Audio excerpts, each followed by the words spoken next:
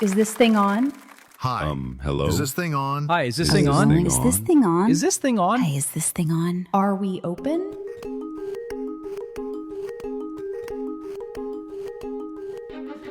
Welcome to Open Ed Mic, a podcast where voices from across the educational landscape share insights, stories, and strategies for transforming learning through openness.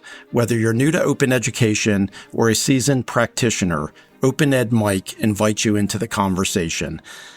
Let's hear who's joining us today. Let's start with Kevin. Hi, everyone. This is Kevin Corkin from the University of Central Florida over in Orlando, Florida. Zach? Hi, I'm Zach Claybaugh.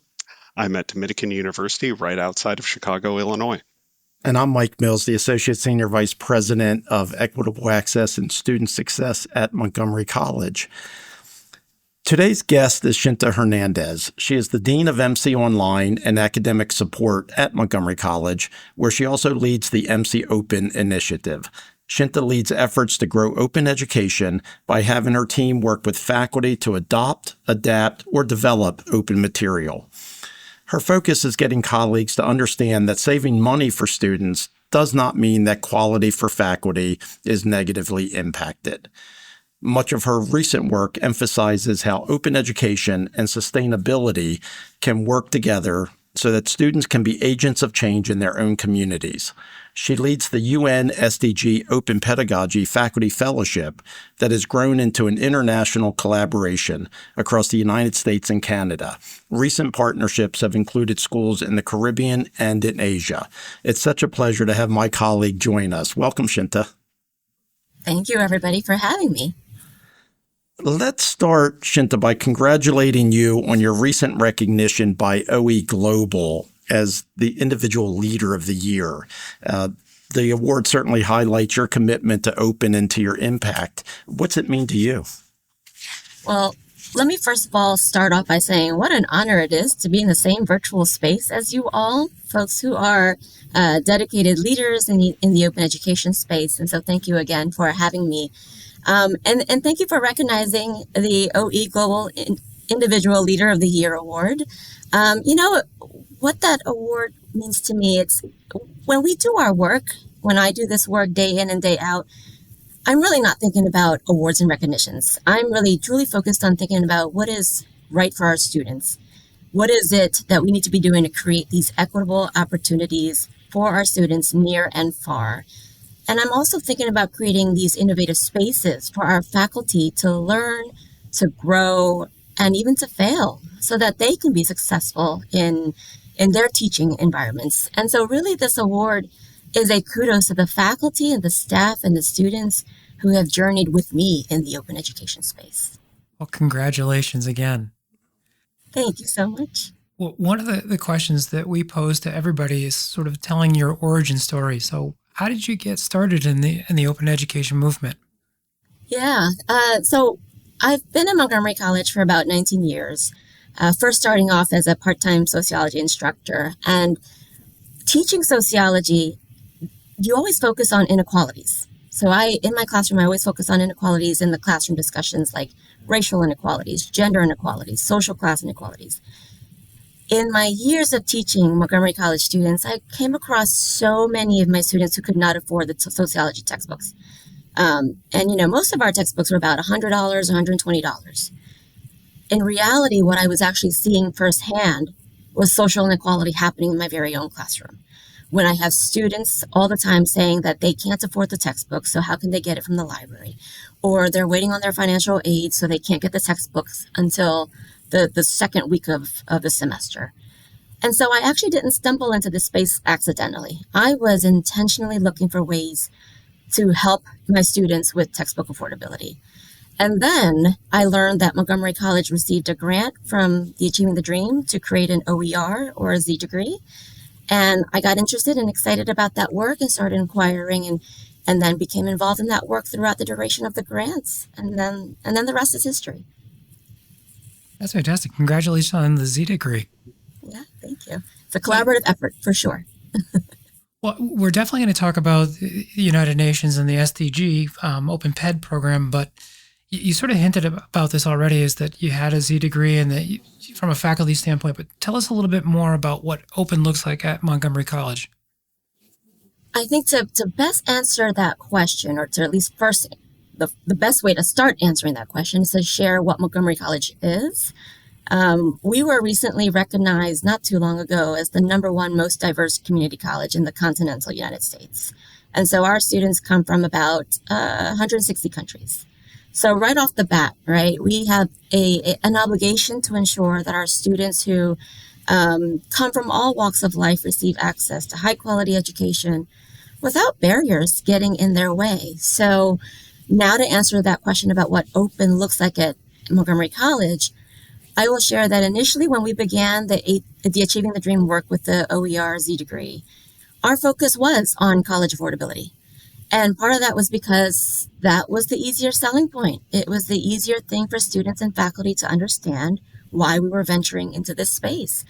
It was also easy to quantify when we can say that we helped save X amount of dollars on textbook costs because of the Z degree. But as educators, we all know this, we want to go beyond just money, right? We want to focus on social justice. And so Montgomery College now, and has been for many years, sees open education and OERs as a social justice matter. That it's about empowering our faculty to develop relevant materials that can also better match their own values and their own teaching styles. It's also about providing a platform for faculty to have this community of practice that's built on the diversity of the college, the diversity of perspectives, and the high quality education that we provide. And also really important is that open education at Montgomery College means we empower our students. We empower them to learn, to create, to contribute in ways that go beyond the traditional methods of learning that their parents probably went through. And so it helps strengthen our students' sense of agency in their own learning experiences. Knowing how hard it is to get a Z degree together, has there been any conversation about expanding your Z degree footprint? Absolutely, yes. And so we have an MC Open initiative that really started with the Achieving the Dream OER Z degree grant. We have a number of Z degrees and one Z certificate that is already in the books. And through the MC Open initiative, we're always looking for ways to collaborate with faculty across other academic departments and disciplines to ensure that from start to finish, students can be in a degree program or a certificate program without ever having to pay for textbooks. So those are ongoing conversations that MC Open has with faculty, and that includes also providing appropriate professional development, engaging them in fellowships and professional opportunities like that, where they can get their feet wet, if you will, in the open education space. That's fantastic. I mean, I remember a Connecticut community college, Housatonic, was part of that Achieving the Dream and all the effort that went into that. We've had some initial conversations here at UCF for your institution about what it would take to put a Z degree. So kudos to you for being able to expand on that. Well, and let me just say, first and foremost, as I alluded to earlier, it is absolute teamwork and the support and leadership of Dr. Mike Mills, who really set the footprint, set the blueprint, and got us to where we are today. As you said, Shinta, it certainly has been a team effort. And Kevin, to your point about the work that was involved, it truly is a collaborative effort across all disciplines. And working across disciplines certainly is never easy, and getting everyone to engage in that process was not a small feat. And I was just going to say is that it's a little known fact that the podcast, Open Ed Mike, is really named after Mike Mills. Indeed. So even the phrase "drop the mic" now has a whole different meaning. So, yeah, I mean, I think the Z degree work is fantastic. I think that's something that we all strive to build, that kind of infrastructure at our institutions, and huge kudos to you guys for that. switching a little bit over to the United Nations Sustainability Goals. So we know that a lot of your recent work has really been focused on working with faculty to focus on that intersection of open pedagogy and the United Nations Sustainability Goals. So how do you see this intersectionality working, and why is it important? Yeah, well, I will say that I'm super proud of the evolution and the growth of the United Nations Sustainable Development Goals Open Pedagogy Fellowship, on which this framework that we use with the SDGs is based off. And Mike and I co-founded this at Montgomery College 9 years ago, something like that. Yeah, it's been a while. It's been a long time. It's been quite the journey. Yeah. So it has to be 9 years ago because this summer we just rolled out the 8th cohort. So to see it grow as quickly as it did within the first 2 years, it really became an international collaboration within 2 years. And now we have, a few continental chapters that was mentioned earlier. But going to the question about how the intersectionality of this, the way I see it is through professional development opportunities like the fellowship and other places and spaces that we have, faculty can experience that intersection by developing assignments, renewable assignments specifically, that help them create opportunities for their students to shift from being learners in the classroom, traditional learners in the classrooms, to then problem solvers and change makers in our communities. And that is so important, especially as we continue to see the world evolve the way it has been and might be continuing to evolve this way, not to mention natural environmental changes happening. We're ultimately teaching our students, but also we're teaching our faculty through fellowship opportunities that we can attempt to solve the world's literal problems one community at a time, but it truly requires collaboration and intentional collaboration. It also requires us to work together outside of our boxes so that we're not working in these individual spaces that so many of us have been working in for so long in higher education. So the intersectionality of open and global justice continues to be important. And it's through fellowships like the one I mentioned.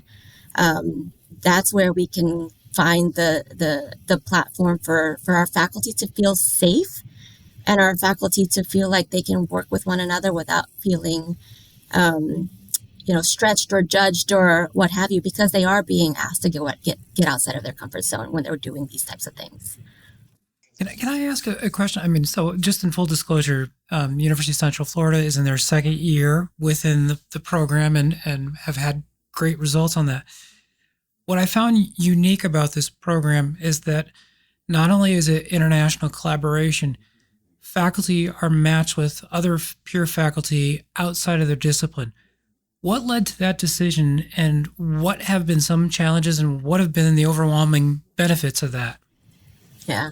So, long story short, what we will say is we wanted, first of all, we did our research when we were talking about what could a fellowship like this look like when we intersect open pedagogy with global justice.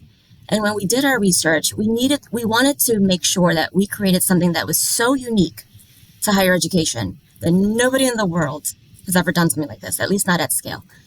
And so when Mike and I thought about the different components that would be a part of this fellowship, we knew it had to be with faculty who worked in different disciplines working together. And the premise behind that is because if we're going to ask people to solve the world's problems, we have to come at it, attack it from various angles. It can't just be this singular approach to things. Because when if you're trying to find the cure to cancer, for example, and you're in that field, you have to attack that with multiple perspectives in mind, diverse perspectives in mind. So with that, going into this fellowship, we knew we had to get our faculty to engage with other faculty who are not from their same discipline, not even really remotely the same discipline. And then on top of that, when it became an international collaboration, we thought, well, you know what, we're already making people feel uncomfortable anyway, so we may as well just have them be with faculty who are not from their same institution. So it became a cross-institutional, multidisciplinary international collaboration. And Shinta, is it safe to say that faculty initially don't like it? Oh, I giggle a little bit because it is more than safe to say that, because that is exactly what they bravely say to us at the very beginning and even before they apply. When we do information sessions to let faculty across the continents know what this is about, so many of them say, "What do you mean we will be paired up with someone from from our discipline?" And then even in the fellowship, when it happens over the summer, they express nervousness, anxiety. And then when we get them working in teams, they say, "I don't think this is going to work out. I'm this discipline and my partner is that discipline. We just don't see it." But that is why we built this fellowship, so that there are a lot of mentoring components along the way, so that we do help and guide them. They're not just left to their own devices to try to figure it out by themselves. And we offer a lot of support, different types of support, so that we help to massage their mind, their thinking. We help to massage their processes.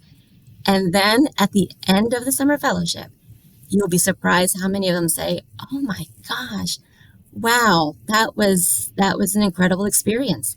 And then when they see the student projects the following semester, the magic continues.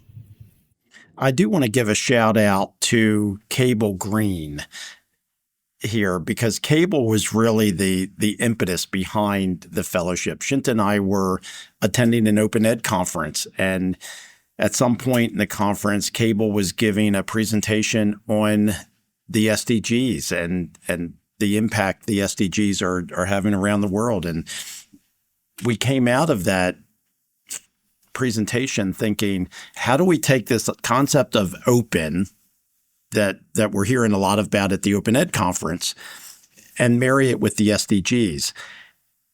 And this was well before there was a lot of focus on climate change and climate change pedagogy that was going on. So Cable deserves a lot of credit because his ideas were behind this fellowship. I'm curious, in the 8 years you've done this, and when I was in Connecticut, we tried to engage, and it just, for whatever reason, it didn't happen. But in the time from Connecticut to Florida, you have international consortium, you have the continent of Asia. What is your scale? How many institutions do you have, and how do you handle the multi-time zone and language barriers and all of the logistics with that? Mm-hmm. Yeah, so in any given year, we'll have more than 15 institutional partners in each of the chapters. So we have a North America chapter, which consists of the United States, Canada, and in the recent past, some of the Caribbean nations. We also have an Asia chapter, which has predominantly nations from Southeast Asia. And to answer your question, how do we navigate all of that? Well, the first thing is recognizing that time zone differences are a thing, right? That's a reality in our faculty fellows' lives, but it's also a reality in the leadership team's lives too. So we do keep the North America chapter separate from the Asia chapter, because we just can't, at least not in real time, get faculty fellows to engage in one another when there's a 12-hour time zone difference. However, Mike and I have done Zoom sessions, the fellowship Zoom sessions, very, very early in the morning with the Asia chapter, or very, very late at night on Zoom with the Asia chapter. So that's how we make that piece work. But the faculty within the Asia chapter work with one another in the same continent. So the time zone differences aren't as bad. Also, to answer your question about how do you make it all work with all the differences, it is very important for us to have a leadership team. And that leadership team represents one person from each of the institutional partner. That person has to be somebody who is dedicated and committed year-round to the fellowship, so that they provide support to their faculty fellows, because sometimes fellows have questions that are related to their institution, specific to their institution, that I couldn't answer, for example. And then secondly, we have this leadership team that contributes to the curriculum. So the fellowship is actually driven by us. It's facilitated by the leadership team. So it's that saying, all hands on deck. That is exactly what happens all behind the scenes. And it has become a year-round initiative for us. Every year, we don't stop. Every month we're meeting, the leadership team, meets to ensure that the different sessions are what it has to be, that the website is as up to date as it needs to be, the communications, the membership, and all of that is where it needs to be. So it's definitely not easy, but it has been so worthwhile. And at some point you get to this pace and space where it becomes a well-oiled machine. What I'm hearing is that you and Mike don't sleep. Yeah, it does sound that way, doesn't it? Sometimes feels like that. Yeah. So, Shinta, I had a quick question. So, you've mentioned a number of times about the fellowship. And I guess just to rewind a little bit, so can you give us sort of the basics of what the fellowship is, requirements, and things like that? Yeah. Absolutely. So we do require institutional commitment. And what that means is that it goes back to the leadership team. It means that somebody who represents the institution needs to say, yes, our institution is fully committed to engaging in this fellowship and recruiting the faculty fellows, contributing to the curriculum, and all of the logistics that I said behind the scenes. So there is that piece, but there is also the pieces where we have a Pressbooks publication that also has that needs to be maintained. We have information sessions that have to be delivered, and these are also partly year-round because we want to continue the momentum. We want to continue getting our faculty interested. It is a summer fellowship, so we provide all that information so that they can plan their summers accordingly. And because it's a virtual fellowship, they are able to do this anywhere in the world as they, tune into the summer meetings. There really is. It runs the gamut in terms of how to manage. It's a really great case study of project management 101, but on an international scale that requires a lot of people and a lot of hours. Shinta, can you talk about how the faculty are matched? Yeah. So the faculty, there's an application process that each of the institutions would roll out. And certain questions include, what is your discipline? What is your preferred United Nations Sustainable Development Goal? And they also have to answer a couple of questions that relate to their knowledge and experience in open education, but also their knowledge and experience with the UN SDGs, because we just want to get a sense of their level of familiarity and experience in those spaces. And then we play matchmaking, and really Mike plays the matchmaking piece.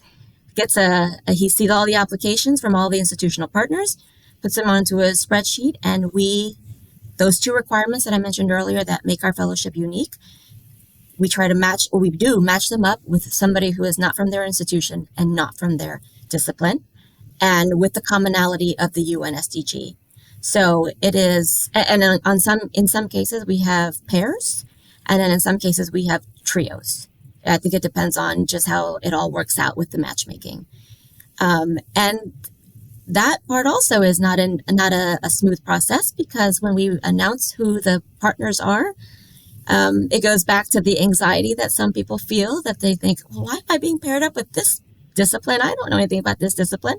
I already have an assignment in my head as to what I want to do, and this is just not going to work out. And so we have mentors built into the program, and it is the mentor's job to help massage those conversations and to help them understand that we can make this work. We just need some time, some energy, and just the right kind of mindset to move us in that direction. What's been the wildest pairing that you've seen? Oh, that's interesting. I can think of the most recent one as a wild one. I don't remember. It's 8 years of faculty fellows. That's hundreds of faculty. But one that I can remember is, and I think it was early childhood education or education major program, paired up with nursing. So you've got an education professor, and then you've got a STEM related, allied health related professor, who again I think also had very specific ideas in mind for their renewable assignments, but then couldn't figure out how the nursing discipline and the education discipline could match up. And it's not necessarily that that's the wildest combination, but rather it was the experience they had that stood out because they really were adamant that it wasn't going to work out. I mean, very, very adamant. And kudos to the mentor who was assigned to that team, that eventually they saw how nursing and education could create such amazing assignments, and they did. And I remember one of the student projects was one that wowed some people when they saw it. So that's a more recent example of something that they thought wouldn't work out, but in fact it did. I'm curious, obviously all this work is being done in support of students. Are the students involved in the design process at all when the faculty from different institutions across different countries are collaborating, or are they just producing the end results? Great question. Yeah, at the moment, this iteration, it is the faculty fellows along with their mentors' guidance are the ones who create the assignments, the renewable assignments.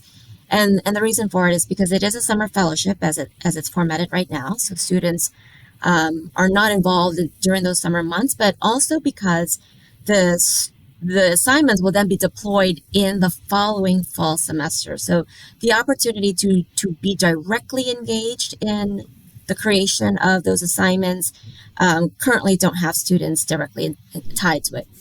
It is the student projects, though, in the fall semester that they are given some agency as to how they want to deliver their project, is where the students are then empowered to figure out, okay, this is how I want to be able to deliver my outcome. So they are empowered in the fall semester when they figure out how they want to bring those ideas to fruition. And Shinta, I think you're raising an interesting point, because as uncomfortable as the faculty are at the beginning, we've also seen students be uncomfortable. As students, we're often used to being prescribed what an assignment looks like. And now all of a sudden students are being told, well, here are the parameters, but you get to decide how you want to deliver it. And not all students are receptive to that. Yeah, absolutely right. And one of the things that we have suggested to the faculty is when they deliver their assignments at the start of the semester, let them know that this is part of this international collaboration, that this isn't just the professor being wild and running rogue and doing something that is not traditional. And so when the professors who have said that they've announced this at the start of the semester, the students take on a different persona. They feel a little bit more empowered, as opposed to those classrooms where they aren't told that they are part of this larger picture and initiative. So I think, I agree that the students do feel a little bit of nervousness, not knowing exactly what to expect. And then when they're given a whole lot of agency, it throws them off a little bit. So one question I had was on the assignments themselves and the stuff that's created through the fellowship. Is that something that professors continue to use into the future? And if so, do you guys track that after the fellowship period?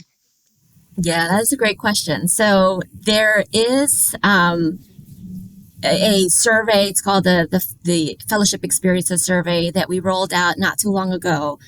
And on that survey is a question, are you still continuing to use the assignments? And so we'll say a percentage do. And it is those individuals who we are often pleasantly surprised to see that they continue to use not just the assignments that they developed during the fellowship, but the knowledge and skills too that they learned along the way.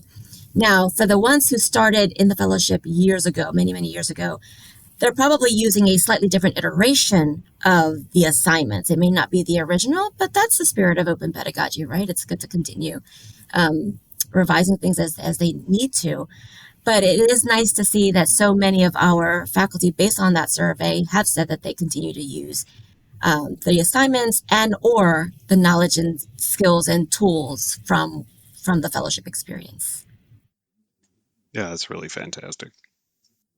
I'm curious, is there a particular student project or open ped project that stands out that maybe has had a global impact?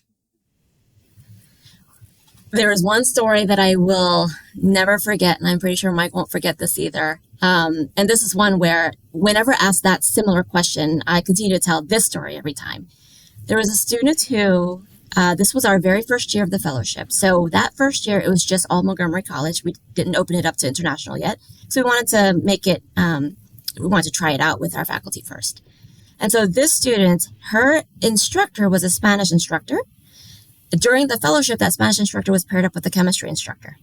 This was another pairing who came to us and said, this isn't going to work out. Spanish and chemistry, what kind of assignments are we going to develop here?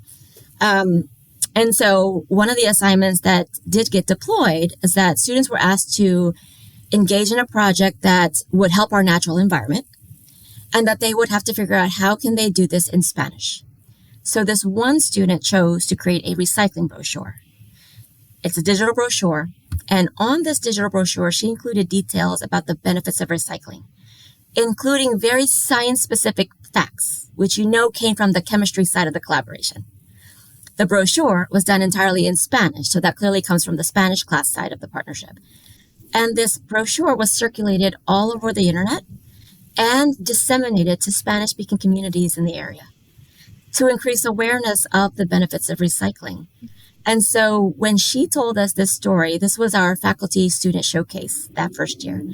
She presented this work in front of nearly 100 people at Montgomery College.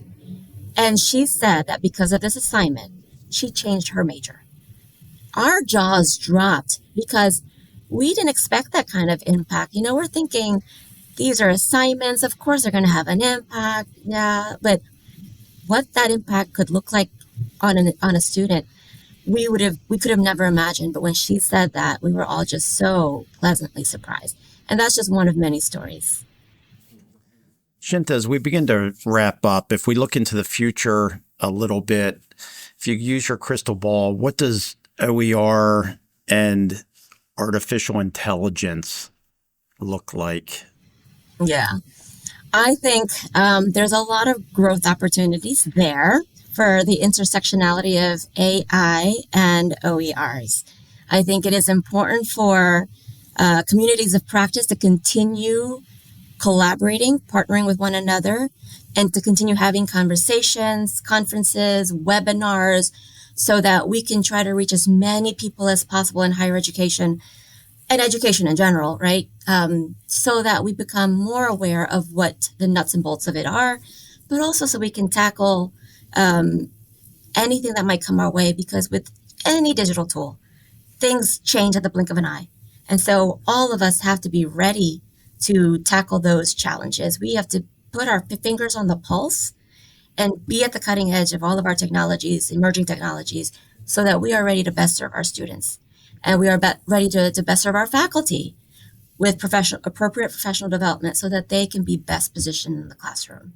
So I think, there's still a lot of growth there, a lot of things that we don't know, but I think there are also things that we do know.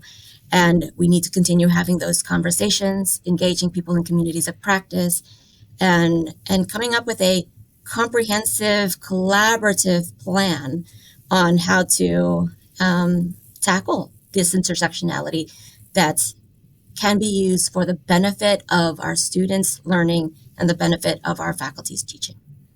Wonderful. Well, I just cannot thank you enough for joining us today. Your insights have been exceptional, and I feel privileged I get to work with you on a daily basis. So thank you.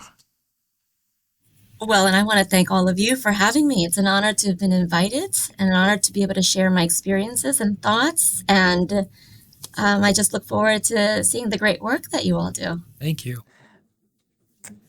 I want our listeners to know that we missed our colleague, oftentimes the voice of reason in this podcast, Brittany Dudek, who wasn't able to join us on this episode, but she will be joining us on our next episode.